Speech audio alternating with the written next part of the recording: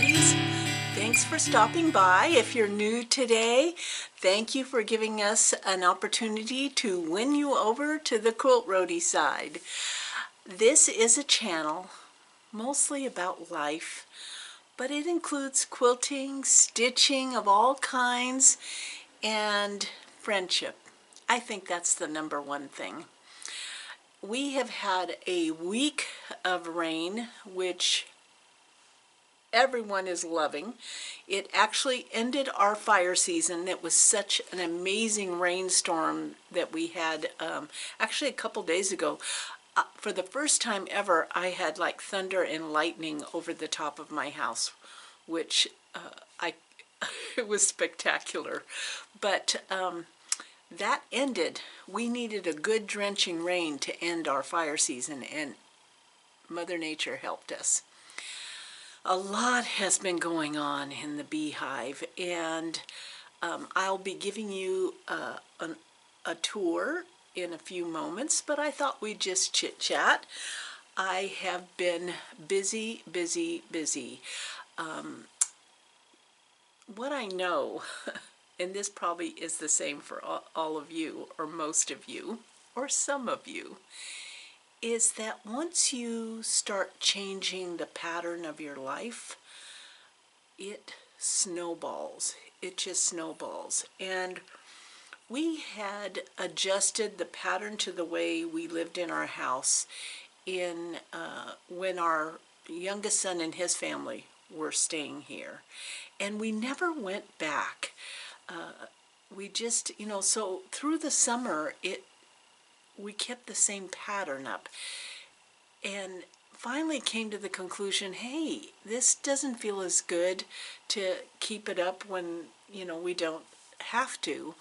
And so we started switching things around, which meant that G got his music room back. It's no longer the toy room. And I reorganized the guest bedroom and put the toys in the closet. So it still looks pretty, but when the grands are over, they can dig out all the toys and play with them. We moved our coffee pot downstairs, which it's amazing what a change, just a small thing in life creates this kind of momentum. And with that came kind of like you start looking at everything in your life and you maybe readjust it to kind of create an environment that feels a little better or opens up other opportunities, if that makes sense. The big change that happened in the beehive is that the Sweet 16 found a new home. It is back in Central Oregon, and I know some of you will be going, why would you get rid of the Sweet 16? I was not using it like it should be used and loved, and it was taking up a lot of real estate. And more importantly, was sitting across from it when I was piecing made me feel uncomfortable, like guilty, like what's the point of this? And so an opportunity came up, and so now my Sweet 16 has a new home, which created a whole new pattern to how this queen bee lived in her beehive. Well, that caused me to rearrange furniture, and in the rearranging of the furniture, it stirred up a lot of things that I forgot that I wanted to do. It's interesting. So in the course of a week, I tacked down the binding on 2 Halloween quilts that went to my grandkids. I started looking at my projects, and it's just amazing what a little bit of forward momentum does. So my sewing table, which I'll show you in a little bit, was always folded down because the back part of the table couldn't fold up if the Sweet 16 was over here. And it wasn't until a girlfriend visited from Minnesota that she asked me a question like, why don't you move your chair, your stitching chair, over towards the window where the light is so fantastic instead of in the corner? And so that was the first move that occurred. And it like opened, I don't know, it's kind of funny how one small thing makes the whole world look a little different. And I guess I encourage you to think about that it doesn't take a whole lot. It could be one small thing that creates this snowball effect of wanting to do everything, to do everything. And so I did finish the binding on both those quilts, and they went to my grandchildren, and that felt awesome. My oldest grandson was so tickled, you know. He loves my quilts, and so do the young ones. The youngest one doesn't have an idea, but someday he will. Someday he will. And then I moved the furniture all around, and in the process of moving the furniture all around, I discovered things. It's like I was like Pigpen in the Charlie Brown cartoon, except if you could imagine, instead of like Pigpen walking around, there's this dust cloud going along with him. It's me walking around with this fabric cloud and projects and stuff all around. And I wanted to feel peaceful. That's what I wanted. I wanted to feel peaceful. So when I was rearranging the furniture, I was discovering things, or I was remembering something. And I went, oh, whatever happened to that project? Yes. So I not only this week finished the binding on 2 quilts, I finished my Halloween ornament from Buttermilk Basin. Isn't he adorable? Look at his little spider on his hat. So that's going up on my gnome ornament tree.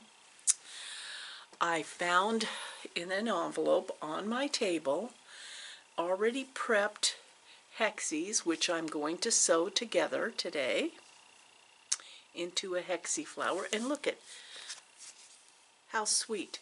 This was one of our Quilt Roadie friends here stitched this and prepped this all ahead of time for me. So I'm getting that done. I found I made the facing binding for the boho quilt, which was the pattern by Jen Kingwill. I decided to face that quilt, so I made all of the strips and pre-prepped them, so all I have to do is attach and stitch down. I found the outside of this needle book that I had done and never finished, and so there we go. It has my initial on it. And this is the thing about this, is I stitched this a handful of years ago, and the ribbon, oh, the ribbon reminds me of, I went to France, to the largest quilt show in France with a couple of girlfriends, and I put that on there as a memory. And I think I made both of them one of these needle books, but I never finished mine. So now I finished it. I gave it a little pocket. I sewed a little pocket on it. And then I have my wool and started putting my chenille needles in there. So I finished that. I know. It's pretty darn amazing, isn't it? And while I was looking for something, isn't that the way? I'm looking for something. So in the process of cleaning up, and that's the thing, is that I'm a little bit of a clutter bug, and in the process of cleaning up the clutter, I remembered that I had a sashiko project that I had purchased when I was visiting a friend back in Minnesota. And it was actually, we went to her girlfriend Carolyn's house, and she was showing us all of her projects and everything that I love. And so I had to get that. And so I called up the shop where Carolyn had gotten hers, and it's called the Sewing Seeds Quilts. And this is in New Ulm, Minnesota. And I started sashiko. And see, it's already pre-printed with orange thread. And when I do sashiko stitching, you know, the sashiko comes like this. I mean, traditionally sashiko thread comes like this. And I take that apart and cut it in half, and I braid it on this ring. And then I tie a little tie at the end where the ponytail part is. And so that way, when I want a thread to stitch with, all I have to do is pull one thread and it comes right out of the braid without tangling up. I learned that from Sylvia Pippin. Yeah. So since it's just a few days until Halloween, I'm going to work on this little sashiko pillow. It probably will not be on display this year, but it will be on display next year. And I remember when I saw it at Carolyn's house that I just fell in love with it, because I do a lot of traditional sashiko, which is a lot of Asian-inspired designs, and the fact that this was sashiko for Halloween was like a win-win. Yeah. Let's see, what else? I have I just finished listening to a fabulous book. And what I love about books is when it reinforces a belief, or I learn something, or there's some history to it. And this book was called How to Stop Time by Matt Haig. And I know that I referred a previous book, The Midnight Library, which I love. But this How to Stop Time is more of a fantasy kind of book. But in the end, the lesson I took away from it was to stop worrying about the future. It's coming, whether we want it or not. It's coming. And so stop worrying about it, because I always say my parents raised a worrywart, and I tend to be a worrywart. And it's a message to, you're losing it in the present because you're spending so much focus in the future. So that's what I took away from this lovely, entertaining fiction book. So I hope you will enjoy that. Now I'm going to just take a little break, and then I'll give you an overview. I'll walk around the beehive and show you what I've done. Thank you so much for staying tuned to this day in a life in the beehive. So join me now in the beehive.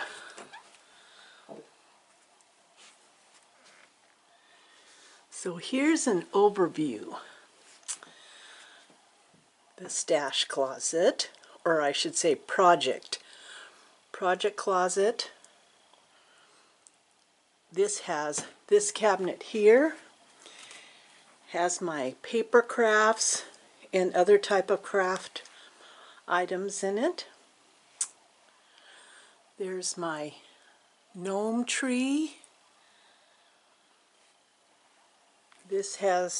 This little desk has all my hexie supplies, and there's a bunch of my hexie fabrics. These are quilts that are done or need a binding. My little cabinet got moved over here that has all like the pre-cuts, 5-inch squares. So you can see right here was where the Sweet 16 was. But I now have all of this space, which meant that my sewing table could fold up, and I made a skirt to go around it so I can hide a bunch of boxes underneath there. And this is my new stitching area. And I put the rolling cart next to my stitching chair, and then I have a beautiful view outside, lots of light. And here is my design wall.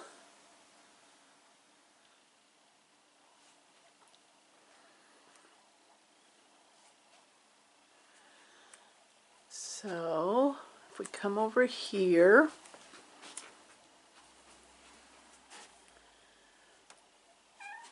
this is my brag area, my Portland Marathon medals, different races I have done. This little cross stitch was done by a girlfriend of mine. Pictures, excuse me, pictures of my trip to the quilt show in France. Cute little embroidery done by a friend. This was found in Arizona. Now, the bookcase it's just phenomenal. This bookcase was already built in this house, so I didn't have, I had nothing to do with the design of this bookcase, but it is so fabulous because I get to display all of my fun things. I keep a shelf of my favorite little Christmas things.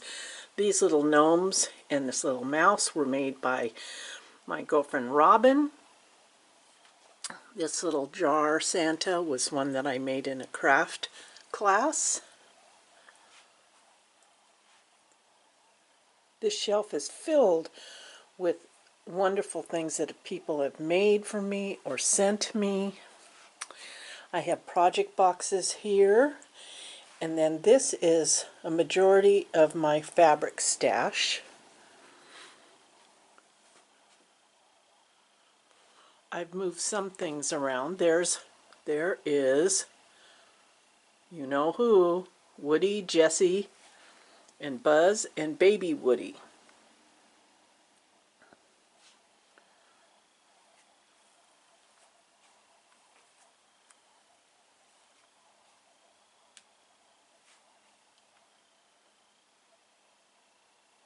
This was a Coca-Cola bottle from China when I was in China. I carried it back in my suitcase.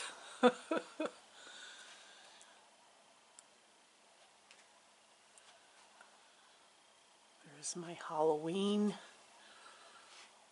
Fun little things for Halloween. There's me on top of Mount Sorak in South Korea. That was quite a climb.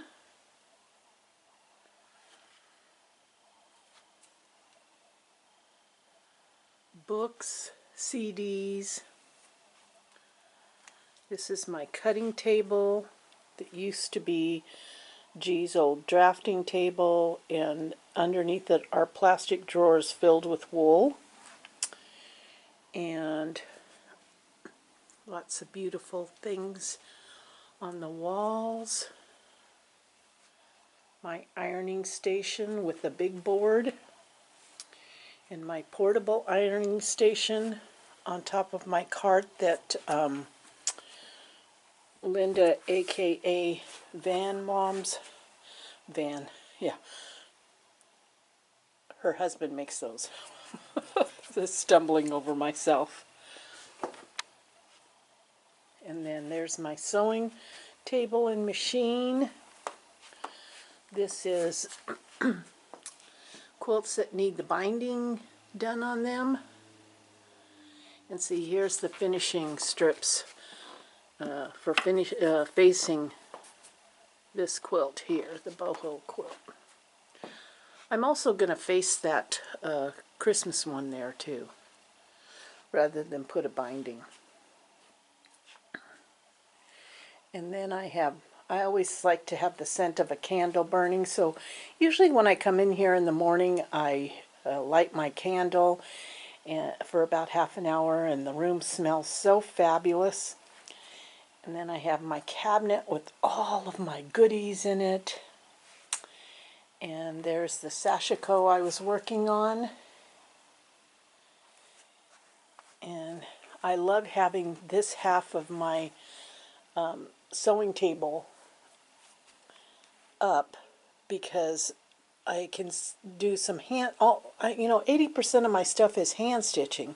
So I can do hand stitching and leave it out there, and it's just a sweet spot. I don't know, this change has brought on such a stimulating time in my stitching and quilting life that sometimes change is just perfect. It's the perfect timing and the perfect thing to do for yourself. Okay, that's it for today. Thank you so much for taking time and spending it with me, and know that our community here is just the best, the absolute best. Oh, there was me when I was 17, sailing with my dad. Yeah. Okay, see you later, guys. Thank you so much.